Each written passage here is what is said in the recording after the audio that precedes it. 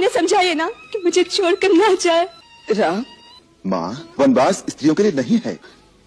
यदि आप मुझे अपने साथ ले जाना नहीं चाहते तो आपको एक दिन रुकना पड़ जाएगा। क्यों? मेरी चिता को अग्नि कौन देगा? सीते। ठीक है सीते, चलने की तैयारी करो।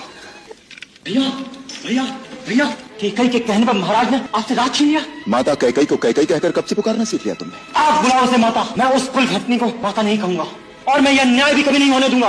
और भरत भी आ गया तो उसे भी छठी का दूध याद दिला दूंगा। अनर्गल बातें मत करो। आप बीच में मत पड़ो भैया। जब पिता ही अपने आचरण से गिर जाए एक स्त्री के सामने। मत करो लक्ष्मण। यदि तुम्हारे इतने ही नीच विचार हैं तो मुझे भैया कहना छोड़ दो और आज के बाद मुझे अपना मुंह न दिखाना।